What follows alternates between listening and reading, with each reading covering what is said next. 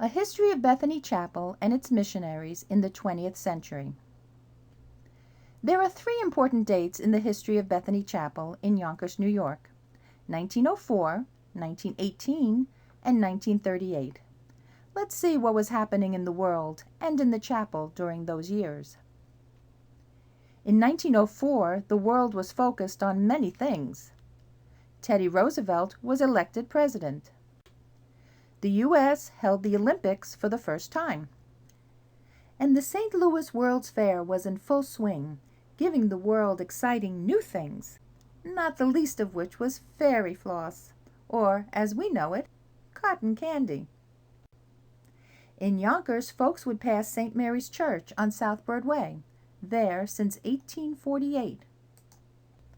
And they were probably very excited about the new 242nd Street subway station being built right down the road in the Bronx. But also in 1904, a group of like-minded Christians were focused on other things. They began a fellowship, meeting in a private home at 37 St. Andrew's Place, to worship the Lord in the scriptural manner of the church in the first century. We don't know all the names of those pioneering souls, but the home where they met belonged to Charles and Mary Young. This turn-of-the-century photo includes their young son, Elwood, who was born in 1898.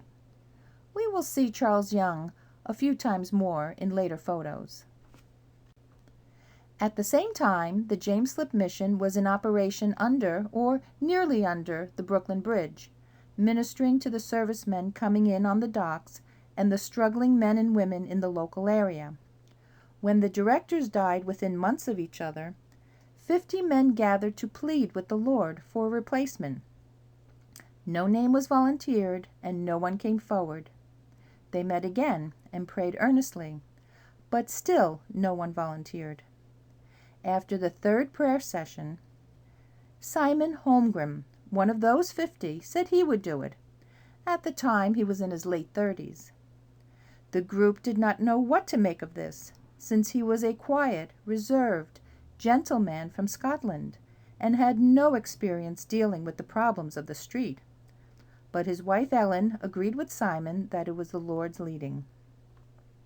With that, the early elders of Bethany Chapel commended them to the work in the rescue mission known as James Slip on January 15, 1920, and the Holmgrens moved into the mission. Here is a picture of Ellen standing outside the mission. This note was found on the back, in Simon's own handwriting.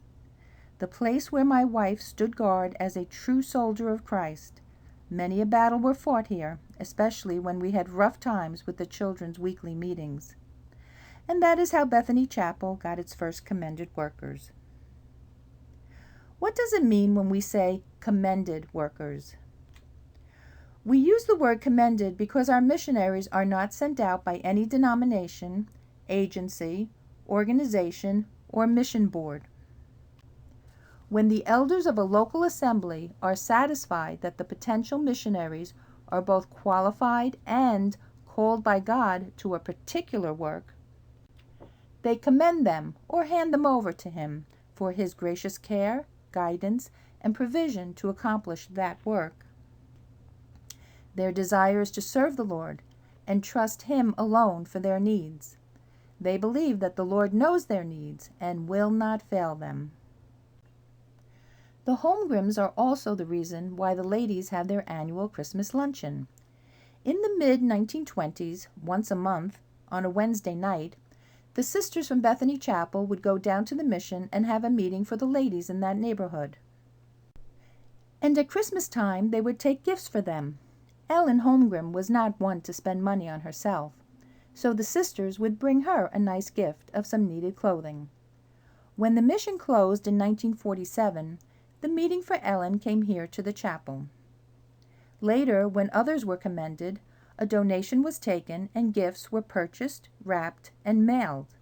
Subsequently, it was felt that monetary gifts would be more practical. Well, as the small fellowship that would one day be Bethany Chapel grew, The congregation moved several times to different locations along South Broadway. Those addresses are lost to us, but they eventually ended up in the old Putnam Railway Station here in Getty Square, on the spot that is now 20 South Broadway. 1918 was another memorable year in history, and not entirely for good reason. That year saw the now infamous flu epidemic, the deadliest in modern history, which infected about 1/3 of the planet's population and killed about 50 million people. In America, 1 in 4 became sick, and almost 250,000 died. Many soldiers survived the war only to come home and die of the flu when they returned. In fact, more soldiers died from the flu than in combat during World War I, which ended this year, 1918. Woodrow Wilson was president. Phones were on the market, but very expensive, and few had them. Radio was invented, but commercial broadcasts wouldn't start for 2 more years. Cars were being produced, but again, not many had them because of the expense. Trains were the most common form of transportation in the country. But in Yonkers, the trolley was the way to go. Here is the number 2 at Shonard Place and Park Avenue. In this picture, people are standing in Getty Square in front of St. John's Church, which would be to your left, waiting for the trolley to arrive. Across the street to your right was the old Putnam Station. In 1918, the Bethany Chapel Fellowship moved from there to a rented room at the Women's Temperance Union at 57 North Broadway, and remained in that location for the next 20 years. In this photo from that time, you are looking up North Broadway from the square, and the Temperance Building would be on the left on the next block, just beyond this photo. It was right around the corner from Phillips Manor, near Larkin Plaza. Bethany Chapel, a still young assembly, being missionary-minded, would hold open-air evangelistic meetings there. Here is a picture of just such a group, in the area where they held these meetings, probably taken around 1930. On your left is the young Claire Herney. She eventually married Don Harris, and together they were our missionaries to Mexico. Next to her is Ann Jacobson. We'll hear a bit more about her later. We also see Charles Young again, one of the founding brothers from St. Andrew's Place. And toward the right is Elwood Young, the small baby we saw at the beginning, standing next to his wife, Hilda. You can see the Civil War Memorial at Phillips Manor behind them. This 1937 photo shows less than half of the fellowship at 57 North Broadway, just a year or so before moving to Greenvale Avenue. 1938 had its share of troubles too. It is unfortunately remembered for the massive hurricane in New York that killed 700 people and injured 1,700. Here is a photo of Nepperhan Avenue after that hurricane. And in 1938, Orson Welles broadcast his version of The War of the Worlds, creating a nationwide panic when listeners believed that aliens had actually landed in New Jersey. But there were some good things too. For just 3 cents you could mail a letter, even to the President of the United States, who was Franklin D. Roosevelt. And in that year, the minimum wage was set at 25 cents an hour. That's $10 a week. These Italian laborers in South Yonkers might not have thought that was so good, since a boarding house room at the time went for $12 a week. It was also in 1938 that Bethany Chapel's congregation grew to 200, and they moved into their new building at 55 Greenvale Avenue. They actually used bricks from the Alexander Smith carpet mill, which were hand-cleaned by the Chapel brothers and sisters. This photo shows our Charles Young once again as he works for the Lord, this time by cleaning bricks. He passed into eternity before the new building opened its doors. It is fitting that one of the men who started our fellowship prepared the very bricks that sit in the walls that surround us to this day.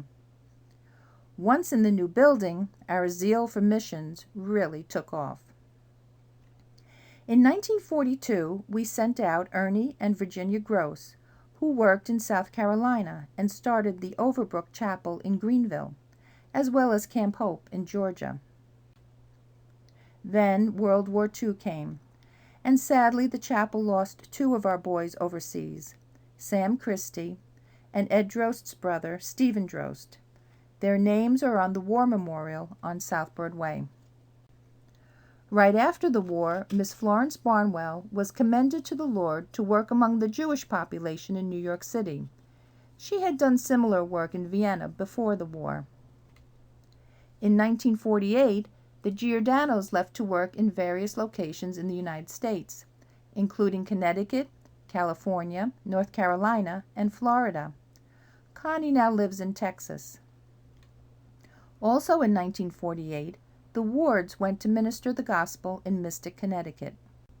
Then in 1949, we sent out our first foreign missionaries, Jerry and Pat Cohenhoven, who were led to work for the Lord in the jungle of Peru. In 1950, Mark and Joan Levengood were commended to the work in South Africa. Joan is still there today. In 1952, Virginia Michon left for the Belgian Congo in Africa. She was married to John Michon's brother, George, who tragically drowned on their honeymoon. In 1954, Don and Claire Harris, this Claire Harris, left for Mexico and labored there until 2001. Claire lives in Florida now. Then in 1956, Joe and Eleanor Spacek went to Hawaii and ministered in 3 different assemblies. In 1967, John and Annette Ferris went out to South Korea. And in 1968, Elfie Yap left for Kenya. In the 1970s, Candido and Selena de Souza were commended by Bethany Chapel to work among the Portuguese in New Jersey and Long Island, establishing and building up the assemblies in both locales. Candido was a beloved elder at Bethany Chapel and the chaplain at the Yonkers Gospel Mission Home. The mission was started by several brothers from Bethany Chapel, including John Michon, Denny Goodall, and Bob Scheid, among others. It opened its doors on October 31st, 1964, and the last man left, coincidentally, on October 31st in 2014, 50 years to the day it opened. It was yet another way that the chapel had its hand in the spread of the gospel. And from 1954 to 1966, a clothing center was operated in the home of Ann Jacobson. We saw her back there in 1930. Her purpose was to aid foreign missionaries who were home from the field on furlough. Eventually, it became too successful to be housed in her basement. So the entire operation moved to CMML in New Jersey. It is now the CMML Clothing Center. From that long list of missionaries, we only have 3 ladies left. Connie Giordano, our missionary to several states, is 89 now. Claire Harris, our missionary to Mexico, is 97. And Joan Levengood, our missionary to South Africa, just turned 90. All 3 of our ladies are widows now, and all are aged. This brings up a question. What will be the future of missions at Bethany Chapel? We have had a long history of faithfully supporting many missionaries for decades. But who now will go? Perhaps the Lord is speaking to your heart to serve Him, as others have done already, either here in the United States or in a foreign field. If so, seek the Lord's will and discuss your thoughts with the elders, who will pray for you and the Lord's leading in your life. And may all who come behind us find us faithful.